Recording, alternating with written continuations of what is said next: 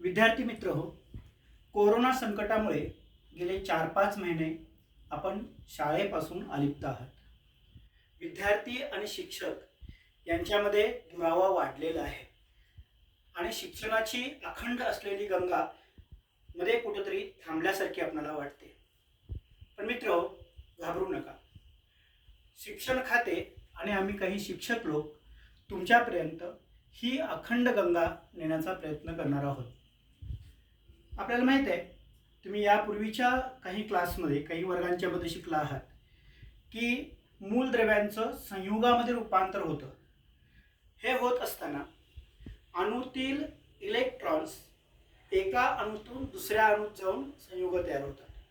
किंवा हेच आपण दुसऱ्या भाषेत असं सांगू शकतो की एका अणूतील इलेक्ट्रॉन्स दुसऱ्या अणूत जाऊन अथवा एका 2 अणूतील इलेक्ट्रॉनमध्ये भागीदारी होऊन रासायनिक क्रिया घडते आणि रासायनिक क्रिया घडून नवीन पदार्थ निर्माण झालेले आपल्याला पाहायला मिळतात. याचा अभ्यास तुम्ही यापूर्वीच्या तुमच्या वर्गामध्ये केलेला आहे. यावर्षी 10वीच्या वर्गामध्ये तुम्हाला पहिलं प्रकरण जे आहे ते प्रकरण आहे रासायनिक अभिक्रिया आणि समीकरणे. तर या प्रकरणामध्ये सुद्धा तुम्ही आपल्या सभोवताली घडणाऱ्या अशा रासायनिक क्रियांचा अभ्यास करणार आहात. हे प्रकरण शिकण्यापाठीमागचे काही उद्देश आहेत. त्यातला पहिला उद्देश जो आहे, आपल्या सभोवताली घडणारे बदल जाणून घेणे. आपल्यामध्ये सभोवताली अनेक बदल घडत असतात. या बदलांच्या विषयी माहिती मिळवणे हे या प्रकरणानंतर तुम्ही करू शकाल. त्याचबरोबर रासायनिक अभिक्रिया म्हणजे काय ते तुम्ही समजावून घेऊ शकाल. समतोलित रासायनिक समीकरण आणि असमतोलित रासायनिक समीकरण यातील फरक तुम्हाला समजेल. वस्तुमानाच्या अविनाशत्वाचा नियम म्हणजे काय हे तुम्हाला जाणून घेता येईल. रासायनिक अभिक्रियावरील काही उपक्रम तुम्हाला समजावून घेता येतील, काही प्रयोग तुम्हाला समजावून घेता येतील. रासायनिक समीकरणे समतोल कशी करावी याविषयीची माहिती तुम्ही या प्रकरणाच्या अभ्यासानंतर सहज सांगू शकाल. मित्र हो, आपल्या सभोवताली अनेक बदल घडत असतात, पण या बदलांचं वर्गीकरण आपण 2 प्रमुख विभागामध्ये करू शकतो. त्यातला पहिला भाग जो आहे तो आहे रासायनिक बदल आणि दुसरा भौतिक बदल. आता भौतिक बदल म्हणजे काय, तर जो बदल तात्पुरता असतो किंवा आपल्या सभोवताली घडणाऱ्या ज्या बदलामध्ये आपणास नवीन पदार्थ मिळत नाही, म्हणजे मिळणारा पदार्थ जो आहे तो मूळ पदार्थात पुन्हा रूपांतरित करता येतो, अशा प्रकारचे जे बदल असतात त्या बदलाला आपण भौतिक बदल असं म्हणतो. म्हणून त्याची व्याख्या आपण कशी करू शकेल, ज्या बदलामध्ये मूळ पदार्थ पुन्हा मिळविता येतात अशा प्रकारचे जे बदल आपल्या सभोवताली घडतात या बदलांना आपण भौतिक बदल असं म्हणतो. आता उदाहरणासाठी पाण्याचा बर्फ तयार होणे. समजा आपण पाणी घेतलं आणि ते फ्रीजमध्ये ठेवलं तर त्याचं रूपांतर बर्फात झालेलं तुम्हाला पाहायला मिळेल. पण याच बर्फाला आपण उष्णता दिली तर पुन्हा तुम्हाला पाणी मिळवता येतं. म्हणजेच इथं तुम्हाला मूळ पदार्थ पुन्हा मिळविता येतो. दुसरा बदल आहे रोपट्याचे झाडात रूपांतर होणे. ते रोपट्याचं जेव्हा झाड होतं त्याला त्याच्यामध्ये इतर काही बदल घडत नाही, म्हणजे जे आहे तेच झाड वृक्षामध्ये रूपांतरित होतं. जे रोपट्याचं मोठ्या वृक्षात रूपांतर झालं, हा सुद्धा एक भौतिक बदल आहे. लोखंडी सळईचे गोलाकार कड्यात रूपांतर होणे. समजा आपण एखादी लोखंडी सळई घेतली आणि त्या सळईला आपण गोलाकार असं वाकविलं, तर पुन्हा ते गोलाकार वाकवलेलं लोखंड जे आहे किंवा लोखंडाची जी सळई आहे किंवा जे वर्तुळ तयार झालेलं आहे ते पुन्हा आपल्याला सरळ मूळ सळईमध्ये रूपांतरित करता येणं शक्य आहे. म्हणजे तोच बदल सुद्धा भौतिक बदल आहे. तसंच एखादा रबर घेतला, तुम्ही ताणलात आणि तो सोडलात पुन्हा तो मूळ स्थितीमध्ये येऊ शकतो. म्हणजे हा बदल सुद्धा कसा आहे, भौतिक बदल आहे. म्हणजे या प्रत्येक बदलामध्ये तुम्हाला मूळ पदार्थ पुन्हा मिळविता येतो. म्हणून आपण त्याची व्याख्या अशी करू शकेन, भौतिक बदलाची ज्या बदलामध्ये मूळ पदार्थ पुन्हा मिळविता येतो किंवा जो बदल तात्पुरता आहे अशा बदलाला आपण भौतिक बदल असं म्हणतो. त्यानंतर दुसरा जो प्रकार आहे रासायनिक बदल. तर रासायनिक बदल तुमच्या आसपास घडणारे तुम्ही खूप पाहिला असेल. दुधाचे दही होणे, म्हणजे दुधात जरा तुम्ही लिंबूचा रस टाकला तर त्याचं दह्यात रूपांतर होतं. पण हे जे दही आहे हे पूर्णतः दुधापेक्षा वेगळे गुणधर्म असलेला पदार्थ आहे. त्याचबरोबर पुन्हा दह्यापासून तुम्हाला दूध बनवता येत नाही. लोखंड गंजणे हा सुद्धा एक रासायनिक बदल आहे. पेट्रोल जळणे, पेट्रोल जळून त्याचं उष्णतेत रूपांतर होतं. अशा प्रकारे तिथं उष्णता ऊर्जा निर्माण होत असते. त्या उष्णतेपासून पुन्हा तुम्हाला पेट्रोल नाही बनवता येणार. तर या ठिकाणी तशाच प्रकारे मॅग्नेशियमचे हवेत जळणे, हे जे सगळे बदल तुम्ही तुमच्या आसपास पाहता या बदलांना आपण रासायनिक बदल असं म्हणतो. आता रासायनिक बदलाची व्याख्या कशी करू शकेल आपण? बरोबर आहे, रासायनिक बदल म्हणजे काय सांगा? ज्या बदलामध्ये मूळ पदार्थ आपल्याला पुन्हा मिळवता येत नाही. पूर्णतः भिन्न गुणधर्माचा नवीन पदार्थ ज्या बदलामध्ये घडतो त्या बदलाला रासायनिक बदल असे म्हणतात. म्हणून रासायनिक बदलाची आपण व्याख्या अशी सांगू शकेल, ज्या बदलामध्ये मूळ पदार्थ पुन्हा सहज मिळवता येत नाहीत किंवा ज्या बदलामध्ये भिन्न स्वरूपाचा उत्पादित पदार्थ तयार होतो त्या बदलाला आपण रासायनिक बदल असं म्हणतो. तर इथं आपल्याला एक उपक्रम करायचा आहे. आपण एक प्रयोग करूया. आता आपण या प्रकरणाशी संबंधित असणारी एक ऍक्टिव्हिटी ज्याला आपण उपक्रम म्हणतो तो उपक्रम पाहणार आहोत. त्या उपक्रमाचं नाव आहे मॅग्नेशियमची तार हवेत जळल्यानं मॅग्नेशियम ऑक्साईड तयार होणे.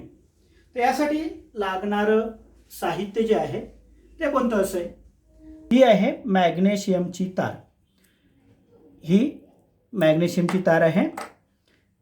ही आहे चिनी मातीची बसी. हा आहे चिमटा.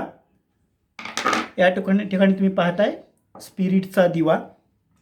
हा आहे मॅच बॉक्स. आता आपण या मॅग्नेशियमच्या रिबनमधून एक छोटासा तुकडा काढून घेतला आणि हा तुकडा जर आपण घासून स्वच्छ केला, कारण याच्या पृष्ठभागावर तयार झालेला ऑक्साईड निघून जाईल. आता ही मॅग्नेशियमची तार आपण आपल्या या चिमट्यामध्ये घेतली आणि स्पिरिटचा दिवा आपण सुरू केला.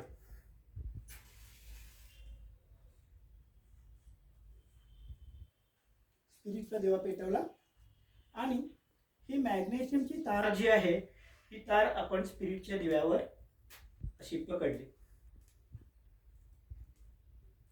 तर ही मॅग्नेशियमची तार तीव्र अशा ज्वालेनं जळत असल्याचं तुम्हाला पाहायला मिळतं. आणि जेव्हा हवेत ही मॅग्नेशियमची तार जळते त्यावेळेला या ठिकाणी एक पांढरा पदार्थ तुम्हाला निर्माण झालेला पाहायला मिळतो. हा जो पांढरा पदार्थ आहे हा आहे मॅग्नेशियम ऑक्साईड. आता तुम्ही फळ्याकडे इकडं पुन्हा एकदा पाहू शकता. या ठिकाणी इथं कोणती अभिक्रिया घडली? मॅग्नेशियमची क्रिया जेव्हा ऑक्सिजन बरोबर घडते त्यावेळेला मॅग्नेशियम ऑक्साईड नावाचा नवीन पदार्थ तयार होतो. ही एक प्रकारची रासायनिक क्रिया आहे. आता आपण दुसरी ऍक्टिव्हिटी किंवा दुसरा उपक्रम पाहणार आहोत. तर या ठिकाणी या चंचुपात्रामध्ये आपण जस्ताचे तुकडे घेतले आणि या जस्ताच्या तुकड्यांमध्ये आपण विरल सल्फ्युरिक आम्ल घेऊन आता आपण दुसरी ऍक्टिव्हिटी म्हणजे दुसरा उपक्रम पाहणार आहोत. तर आपण या प्रयोगामध्ये जस्ताची विरल सल्फ्युरिक आम्लाशी क्रिया होऊन हायड्रोजन वायू मुक्त होतो हे दर्शवणार आहोत. चंचुपात्र, सल्फ्युरिक, याला लागणारं साहित्य चंचुपात्र, सौम्य सल्फ्युरिक आम्ल, जस्ताचे तुकडे त्याचबरोबर रबरी बुच, पोकळ नलिका या सौम्य सल्फ्युरिक आम्लामध्ये आपण काही जस्ताचे तुकडे टाकले आणि हे रबरी बुचचं त्यावरती बसविलं आणि या काही काळ आपण हे असं ठेवलं तर या ठिकाणी एक प्रकारचा वायू बाहेर पडेल आणि तो असेल ज्वलनशील वायू हायड्रोजन. तेव्हा अशा प्रकारे सल्फ्युरिक आम्लाबरोबर जेव्हा जस्ताची क्रिया होते त्यावेळी हायड्रोजन वायू निर्माण होतो, हे आपण या प्रयोगावरून सांगू शकतो. यानंतर आपण आणखी एक प्रयोग पाहणार आहोत. त्या प्रयोगासाठी आपल्याला लागणार आहे पाणी, त्याचबरोबर कॉपर सल्फेट,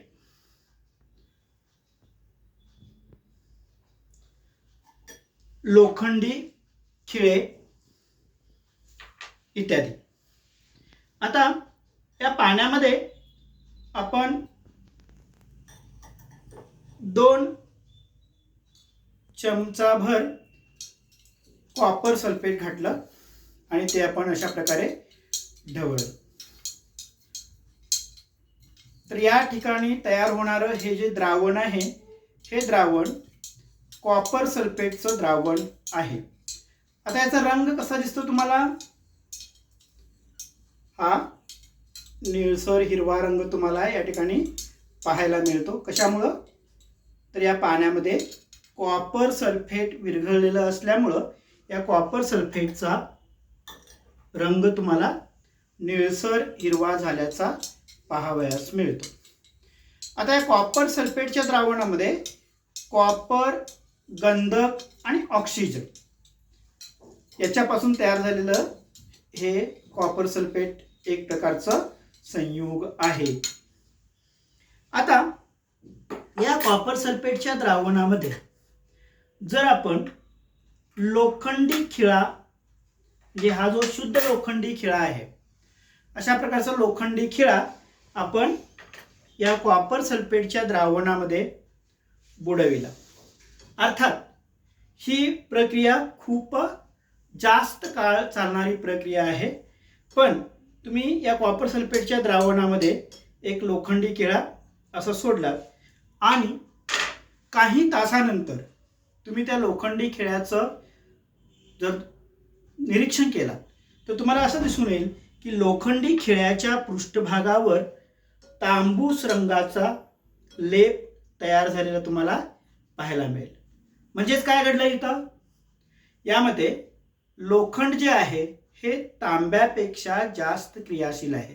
त्यामुळे हे काय करतं, जेव्हा आपण कॉपर सल्फेटच्या द्रावणामध्ये हा लोखंडी खिळा बुडवितो त्यावेळेला या कॉपर सल्फेटच्या द्रावणातील सल्फेट जे आहे ते या लोखंडी खिळ्याकडे येतं आणि फेरस सल्फेट तयार होतं आणि खाली तळाला तुम्हाला या प्रक्रियेमध्ये तांब जमा झालेलं पाहायला मिळतं.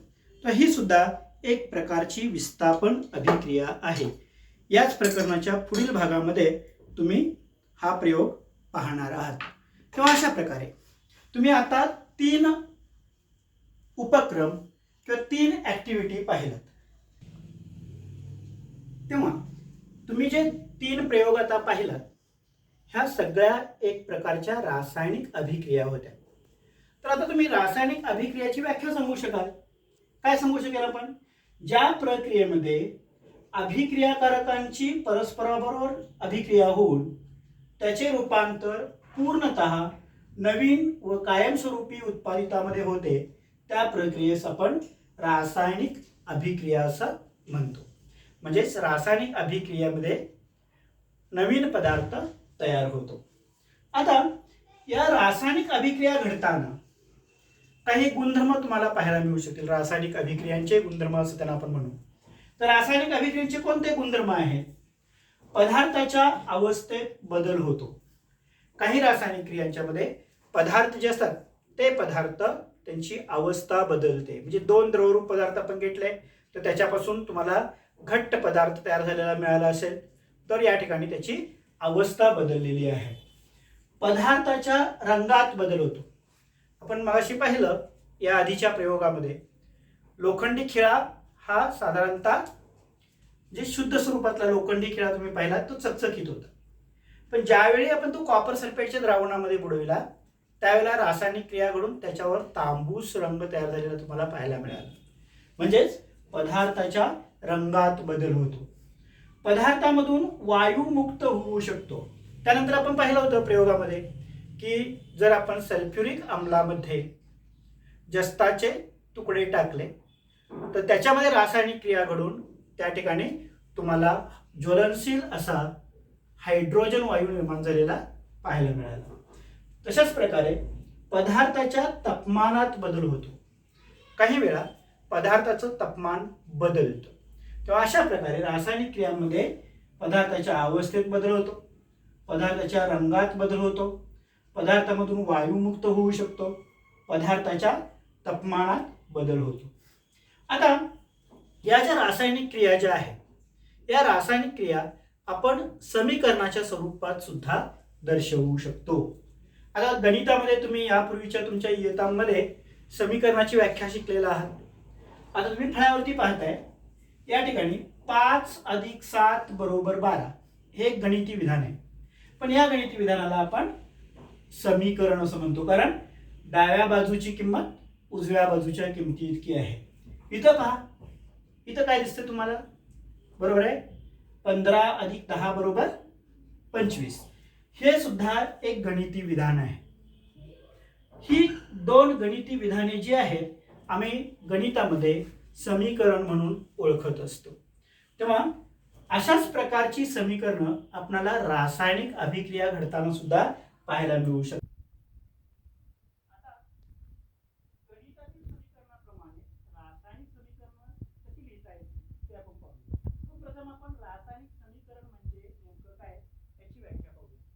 रासायनिक अभिक्रिया समीकरणाच्या स्वरूपात दर्शविणे म्हणजेच रासायनिक समीकरण होय. आता या ठिकाणी तुम्ही पाहाल मॅग्नेशियम अधिक ऑक्सिजन यांची क्रिया घडून या ठिकाणी मॅग्नेशियम ऑक्साईड तयार होतो. एक प्रकारची रासायनिक क्रिया आहे.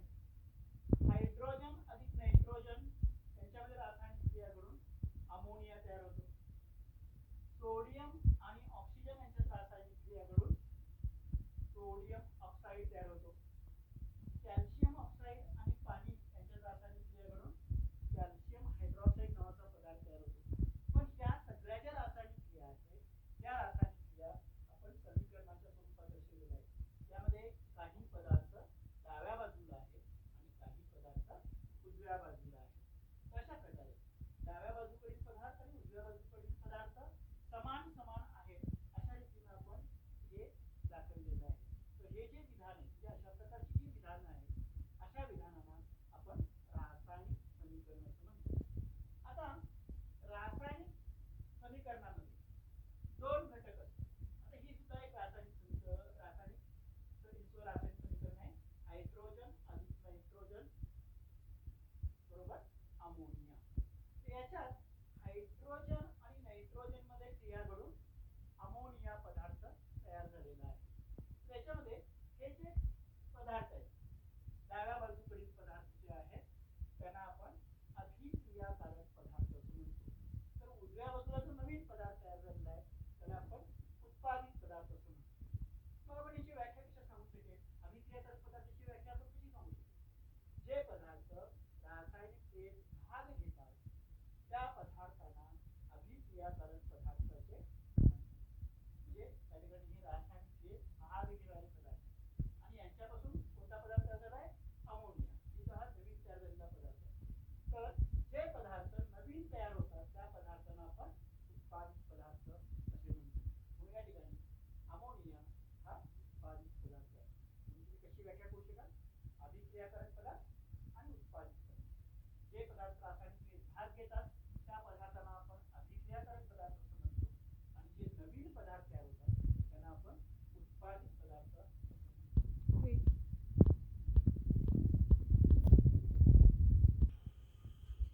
रासायनिक समीकरणे दोन प्रकारची असू शकतात. आता समतोलित समीकरण हा एक प्रकार त्यातला आहे. ज्या रासायनिक अभिक्रियेत अभिक्रियाकारकामधील अणूंची संख्या आणि उत्पादित पदार्थातील अणूंची संख्या समान समान असते त्या रासायनिक समीकरणाला आपण समतोलित समीकरण असं म्हणतो. आता इथे उदाहरण पहा. सोडियम क्लोरीन याच्यामध्ये रासायनिक क्रिया घडून सोडियम क्लोराईड नावाचा पदार्थ तयार झाला. तर इथं सोडियमचाही एक अणू आहे, क्लोरीनचाही एक अणू आहे. इकडे सुद्धा प्रत्येकाचे एक एक अणू आहेत.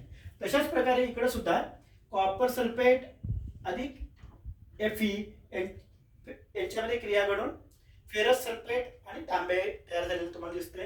पण इकडं अभिक्रियाकारक पदार्थामध्ये असणाऱ्या अणूंची संख्या आणि उत्पादित पदार्थातील अणूंची संख्या या ठिकाणी समान समान आहे. तर तेव्हा ज्या रासायनिक समीकरणामध्ये अभिक्रियाकारक पदार्थ आणि उत्पादित पदार्थ यातील अणूंची संख्या समान समान असते त्या समीकरणाला आपण समतोलित समीकरण असं म्हणतो. तर ज्या समीकरणामध्ये अभिक्रियाकारक पदार्थ आणि उत्पादित पदार्थ यातील अणूंची संख्या समान समान नसते तर तशा समीकरणाला आपण असमतोलित समीकरण असं म्हणतो. मग त्याची व्याख्या कशी करू शकेन आपण असमतोलित समीकरणाची? तुमच्यापैकी कोण सांगू शकेल? हा प्रयत्न करा. बरोबर आहे. तर ज्या रासायनिक अभिक्रियेत अभिक्रियाकारकामधील अणूंची संख्या आणि उत्पादित पदार्थामधील अणूंची संख्या असमान असेल तर त्या समीकरणास आपण असमतोलित समीकरण असं म्हणतो. आता इथं पहा, तुम्हाला एक नियम अभ्यास करायचा आहे या ठिकाणी. वस्तुमानाच्या अविनाशत्वाचा नियम. आता निसर्गामध्ये अनेक पदार्थ निर्माणही होत असतात आणि नष्टही होत असतात. पण हे घडत असताना कोणताही पदार्थ जे पदार्थातील अणूंची संख्या मात्र किंवा अणू मात्र नष्ट होत नाही. म्हणून हा नियम आपण कसं सांगू शकेल? निसर्गात कोणताही पदार्थ निर्माणही होत नाही व नष्टही होत नाही, केवळ त्याचे एका स्वरूपातून दुसऱ्या स्वरूपात रूपांतर होते. याला आपण वस्तुमानाच्या अविनाशत्वाचा नियम असं म्हणतो. समजा मी एक चॉक घेतला आणि त्या चॉकचे मी तुकडे केले तर चॉकमध्ये जितके अणू होते तितकेच अणू त्याची जी पावडर तयार झालेली असते किंवा तुकडे जे तयार झालेले आहेत ते त्या तुकड्यांच्या मध्ये असू शकते. म्हणजेच कोणताही पदार्थ नष्टही करता येत नाही आणि निर्माणही करता येत नाही, केवळ त्याचं एका स्वरूपातून दुसऱ्या स्वरूपात रूपांतर होतं. याला आपण वस्तुमानाच्या अविनाशत्वाचा नियम असं म्हणतो. तसेच याला काही वेळा वस्तुमानाच्या अक्षयतेचा नियम असे सुद्धा म्हणतात. आता या नियमानुसार रासायनिक अभिक्रिया घडत असताना अभिक्रियाकारक पदार्थ आणि उत्पादित पदार्थ यातील अणूंची संख्या समान असलीच पाहिजे. कारण कोणताही पदार्थ नष्ट होत नाही, कोणताही पदार्थ नवीन निर्माण होत नाही. त्यामुळे जितके पदार्थ जितके अणू अभिक्रियाकारकामध्ये आहेत तितकेच अणू उत्पादित पदार्थांच्या मध्ये असणं गरजेचं असतं. म्हणून आपण अशा प्रकारे रासायनिक समीकरणामध्ये अभिक्रियाकारक पदार्थ आणि उत्पादित पदार्थ यातील अणूंची संख्या समान समान करतो आणि ही जी क्रिया आहे त्या क्रियेला रासायनिक समीकरण समतोल करणे असे म्हणतात. आता इथं असंतुलित समीकरण जे आहे ते कसं समतोल करायचं याविषयीची काही उदाहरणं आपण पाहूया. आता इथं पहिलं उदाहरण पहा. सोडियम आणि ऑक्सिजन यांच्यामध्ये रासायनिक क्रिया घडून सोडियम ऑक्साईड तयार होतो. हे असंतुलित समीकरण आहे. ते समीकरण समतोल करायचं असेल तर त्यातल्या डाव्या बाजूकडील म्हणजेच अभिक्रियाकारकामधील अणूंची संख्या आणि उत्पादितामधील अणूंची संख्या समान असली पाहिजे. म्हणून आम्ही दुसऱ्या याच्यामध्ये काय दिले पहा, दुसऱ्या समीकरणामध्ये 4Na अधिक 2O2 बरोबर 2Na2O हे समतुलित समीकरण आहे. आता यातील अणूंची संख्या आणि इकडच्या अणूंची संख्या पहा ती समान समान आहे. इथं पहा दुसऱ्या उदाहरणामध्ये पहा, मॅग्नेशियम आणि ऑक्सिजन बरोबर रासायनिक क्रिया घडून मॅग्नेशियम ऑक्साईड नावाचा पदार्थ तयार होतो. हे असंतुलित समीकरण आहे कारण तिथं अभिक्रियाकारकातील आणि उत्पादित पदार्थातील अणूंची संख्या समान नाही. कुठं समान नाही सांगा पाहू. इथं आम्हाला काय दिसतं, ऑक्सिजनचे किती अणू आहेत? 2. इथं मात्र एकच आहे. मग ते इकडं अणूंची संख्या वेगळी आहे, इकडं अणूंची संख्या वेगळी झाली. तर ती दोन्ही बाजूला समान होणं गरजेचं आहे. पण दोन्ही बाजूला जर समान व्हायची असेल तर इथं मात्र मॅग्नेशियमचा एकच अणू आहे, म्हणून आम्ही इथं काय करू शकेल, इथं 2 लिहिलं तर मॅग्नेशियमचे 2 अणू झाले, ऑक्सिजनचे 2 अणू झाले आणि त्याच्यापासून 2MgO म्हणजे मॅग्नेशियमचेही 2 आणि ऑक्सिजनचेही 2 असं हे संतुलित समीकरण तयार झालं. त्याच पद्धतीनं आपण तिसरं समीकरण पाहूया. Al अधिक O2 यांच्यात रासायनिक क्रिया घडून Al2O3 हे असंतुलित समीकरण या ठिकाणी तयार झालेलं आहे. पण इथं पहा, उत्पादित पदार्थांच्या मध्ये अल्युमिनियमचे किती अणू आहेत, 2, ऑक्सिजनचे किती आहेत, 3. समान आहेत का, नाही. तर इथं अल्युमिनियमचं एकच आहे, इथं ऑक्सिजनचे 2 आहेत. इकडं मात्र पहा, इथे अल्युमिनियमचे 2 आणि ऑक्सिजनचे 3, म्हणजे अल्युमिनियमचेही अणू सारखे नाहीत आणि ऑक्सिजनचेही अणू सारखे नाहीत. त्यामुळं आपण हे समीकरण आता समतोल केलं पाहिजे. म्हणून काय केलं पाहिजे, प्रथम आपण ऑक्सिजनच्या अणूंची संख्या पाहूया. इथं 2 आहे पण इथं 3 आहे. आम्ही इथं समोर जर समजा 2 लिहिलं तर काय घडू शकेल, आता इथे ऑक्सिजनची संख्या समान करण्यासाठी आपण ऑक्सिजनच्या समोर 3 असं लिहिलं, 3O2 म्हणजेच 3 आणि 2चा गुणाकार केल्यास किती होतं, 6. मग इकडे पहा, इकडं मात्र अल्युमिनियमचा एकच अणू आहे, तर त्या ठिकाणी काय होऊ शकेल, आपण इथं 2 लिहावं लागेल, म्हणजे 3 2 6 अशी ऑक्सिजनच्या अणूंची संख्या समान झाली. मात्र इथं पहा, अल्युमिनियमच्या अणूंची संख्या समान आहे का, नाही. मग तीही आपल्याला समान करावी लागेल. त्यासाठी आम्ही काय केलं, त्याच्यासमोर 4 लिहिलं.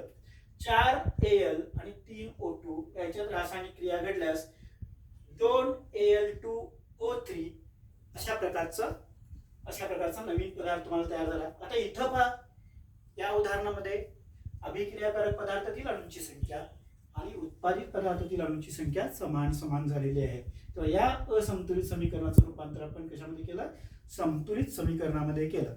अशा प्रकारे अविनाशत्वाच्या नियमानुसार डाव्या बाजूकडील अणूंची संख्या आणि उत्पादित पदार्थातील अणूंची संख्या म्हणजे उजव्या बाजूकडील अणूंची संख्या ही समान असलीच पाहिजे आणि त्यासाठी आपण रासायनिक समीकरण समतोल करत असतो.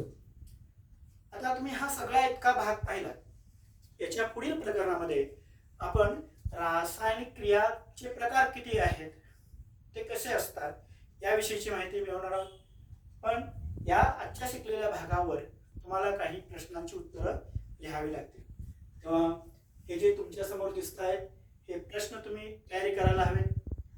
तुम्ही सांगू शकाल, या प्रश्नांची उत्तरं देऊ शकाल. पहिला प्रश्न काय आहे पहा, रासायनिक बदल आणि भौतिक बदल यातील फरक लिहा. तुम्ही नक्की लिहू शकाल. रासायनिक समीकरण म्हणजे काय हेही आपण शिकलेलो आहोत, त्याचं उत्तर तुम्ही लिहू शकाल. अभिक्रियाकारक पदार्थ आणि उत्पादित पदार्थ म्हणजे काय, म्हणजे अभिक्रियाकारक पदार्थांची व्याख्या तुम्हाला लिहायची आहे, उत्पादित पदार्थांची तुम्हाला व्याख्या लिहायची आहे. त्यानंतर वस्तुमानाच्या अविनाशत्वाचा नियम तुम्हाला लिहायचा आहे, तो शिकलेला तुम्ही आहे. रासायनिक समीकरण समतोल करणे म्हणजे काय हेही तुम्हाला लिहावं लागेल आणि ते तुम्ही लिहू शकाल. त्याचबरोबर ही जी समीकरणं आहेत, ही 4ही समीकरणं तुम्ही लिहून घ्या. लिहिलं बरं. पुढील ज्या वेळेला आपण पुढचा भाग शिकू त्यावेळेला मी तुम्हाला या प्रश्नांची उत्तरं पुन्हा विचारेल, त्यावेळेला तुम्हाला ती सांगता आली पाहिजे. विद्यार्थी मित्रांनो, अशा प्रकारे टीव्हीच्या माध्यमातून तुम्हाला हे प्रकरण आम्ही शिकवायचा प्रयत्न केलेला आहे. निश्चितच तुम्ही अभ्यास कराल आणि या प्रश्नांची उत्तरं देऊ शकाल याची मला खात्री आहे. तर आपण या ठिकाणी उपस्थित राहिलात